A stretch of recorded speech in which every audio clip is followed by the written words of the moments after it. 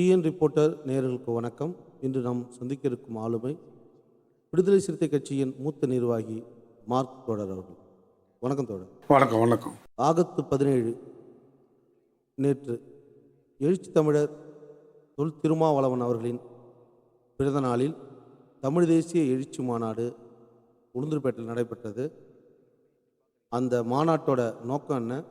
அந்த மாநாட்டை எப்படி பார்க்குறீங்க? நேற்று உளுந்தூர்பேட்டையில் நடந்த தமிழ் தேசிய எழுச்சி மாநாடு மிகவும் சிறப்பாக இருந்துச்சு. கட்டுக்கடங்காத கூட்டங்கள்.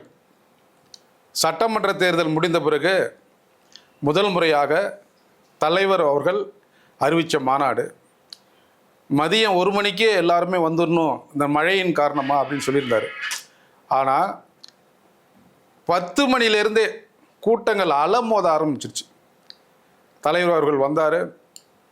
ஒரு சிறப்பான ஒரு எழுச்சி தமிழ் தேசிய மாநாட்டுக்காக. தலைவர் கொஞ்சம் அதிகமாக பேசலை. அந்த சூழ்நிலைகள் வந்து இந்த மக்களுடைய இந்த எழுச்சி, தொண்டர்களுடைய எழுச்சியால் கொஞ்சம் அதிகமாக பேசலை. ஆனால் இந்திய வரலாற்றிலேயே 125 தீர்மானங்களை தலைவர் அறிவிச்சிருக்கார். அதை நாங்கள் வரவேற்கிறோம். அந்த மாநாடு மிக மிக சிறப்பாக. அது எதுக்குன்னா, எங்களுடைய மக்கள் வந்து அவங்க தன்னிச்சையாக கிளம்பி வராங்க. வெளியில் அவங்க கிளம்பி கூட்டமாக வந்து அதை மாநாட்டில் கலந்துட்டாங்க. அதை பார்க்குறதுக்கு ரொம்ப சந்தோஷமாக மகிழ்ச்சியாக இருந்துச்சு. எங்களுக்கு இன்னும் ஒரு உற்சாகத்தை கொடுத்துருக்கு. மாநாட்டில் 125 தீர்மானங்கள் வாசிக்கப்பட்டது சொல்கிறீங்க. அதில் மிகவும் கவர்ந்த தீர்மானம்னு எதை சொல்வீங்க?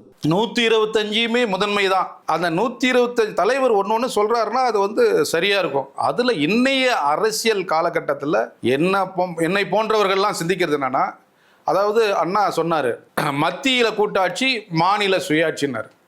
இன்னைக்கு தலைவர் மாநிலத்திலேயே கூட்டாட்சி என்ற தத்துவத்தை நடைமுறை கொண்டு வந்திருக்கிறத நான் ஒரு சிறப்பாக பார்க்குறேன். மாநாட்டில் கட்டுக்கடங்காத கூட்டம் நெரிசலை உண்டாக்கி எழுச்சி தமிழர் திருமாவளவன் அவர்கள் பேசக்கூட முடியாத சூழல் உருவாகிறது. அதை எப்படி பார்க்குறீங்க? கட்டுப்பாடு இல்லாமல் நிலை குலைந்ததாக சொல்கிறாங்க. அது நிலை குலைஞ்சிச்சின்னுலாம் பத்திரிகையில் சொல்கிறாங்க, நியூஸில் சொல்கிறாங்க. ஒவ்வொரு தொண்டர்களும் தலைவரை பார்த்த உடனே ஏற்படக்கூடிய உற்சாகத்தின் அடிப்படையில் முண்டி அடிச்சுட்டு போனதுனால அது வந்து மீடியாக்கள் வந்து அப்படி கொண்டு வராங்க. அதை வந்து ஒரு சிலதில் வந்து தலைவர்கள் வந்து தொண்டரணி வந்து கொஞ்சம் கட்டுப்படுத்தியிருக்கணும். அந்த ஸ்டேஜில் வந்து முழுமையாக போய் வந்ததுனால தலைவர் வந்து அவர் கொஞ்சம் தடுமாறிட்டார். தடுமாறுறதுனா என்னன்னா, அவர் கொஞ்சம் சோர்வாயிட்டார். அதை நாங்கள் பார்த்து ரொம்ப கஷ்டப்பட்டோம். இது போன்ற சூழ்நிலைகள் வந்து இனியும் வரக்கூடாது. எங்கள் தலைவரை பார்த்தோன்னே எங்களை அறியாத ஒரு உற்சாகம் அதை வந்து எல்லாருக்குமே வந்துருந்தது. அந்த உற்சாகத்தை அவர்களே கொஞ்சம் கட்டுப்படுத்தி நாம் எல்லாமே சரியாக செய்யணுன்றது தான் என்னோட கருத்து. நடைபெற்ற மாநாட்டில் நிகழ்ச்சி ஒருங்கிணைப்பு சரிவர செய்யப்படலன்னு, பாதுகாப்பு பணியும் சரியாக செய்யலைன்னு சொல்லப்படுது. அது எப்படி பார்க்குறீங்க? உண்மையாலுமே தலைவரை பார்த்த உடனே தொண்டர்கள் ஆவேசம் அடைந்து இந்த மாதிரி சூழலை உருவாக்குறாங்களா? தொண்டர்கள் வந்து வரக்கூடிய தொண்டர்களை ஒழுங்குபடுத்தணும், சரிப்படுத்தணுன்றது தான் முறை. எந்த கூட்டங்கள் கட்டுக்கடங்காத வந்ததுனால இது வந்து மாபெரும் வெற்றின்னு தான் சொல்லலாம். அந்த கூட்டத்தை அளவுக்கு நாம் எதிர்பார்த்தது ஒரு அளவு கடந்து வராங்க. தலைவர் மாநாடுன்னு சொன்னாலே கூட்டம் இங்கேருந்தெல்லாம் வந்துடுது. இனி வரும் காலங்களில் இன்னும் அதை சிறப்பாக அந்த கூட்டங்களை கட்டுப்படுத்தி எப்படிலாம் சரி பண்ணுன்றது தான் என்னுடைய கருத்து. நேற்று நடந்த மாநாட்டில் சிறப்பம்சம் என்னென்னா, விடுதலை சிறுத்தை கட்சி தலைவர் திருமாவளவன் அவர்கள் விடுதலை சிறுத்தை கட்சியும் தாவேக்கும் ஒன்றே இணைஞ்சு பயணிக்கும்னு சொன்னார். கொள்கை ரீதியாவா அல்லது அரசியல் ரீதியாவா? தாவேக்கா தனித்து போட்டியிட்டு தேர்தலில் வெற்றி பெற்றது.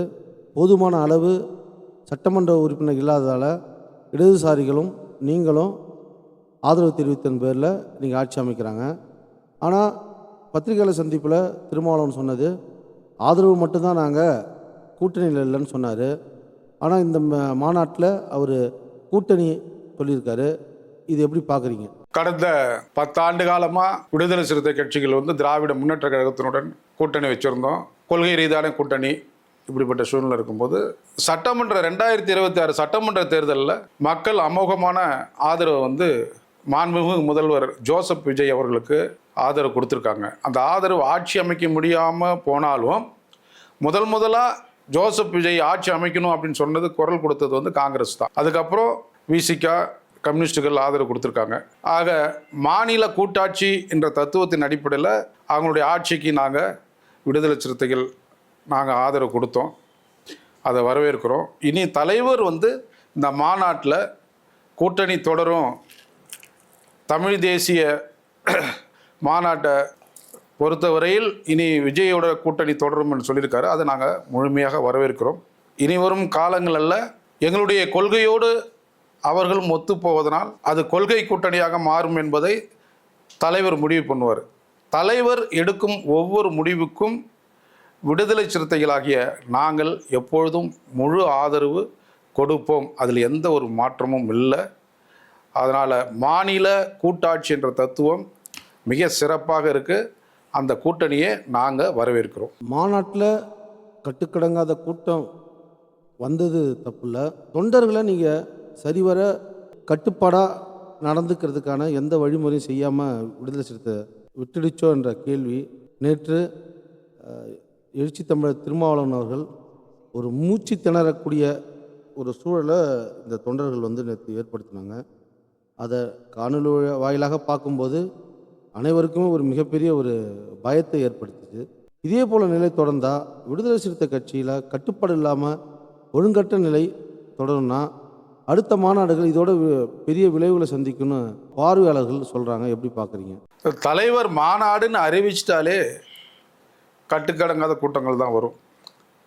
ஆனால் அந்த மாநாட்டை ஒழுங்குபடுத்துறதுக்காக நிர்வாகிகள் போட்டிருக்காரு. அதெல்லாம் அவங்க செஞ்சுக்கிட்டு தான் இருக்கிறாங்க. இருந்தாலும் இதில் ஏதோ சதிகிதியெல்லாம் எதுவுமே இல்லை.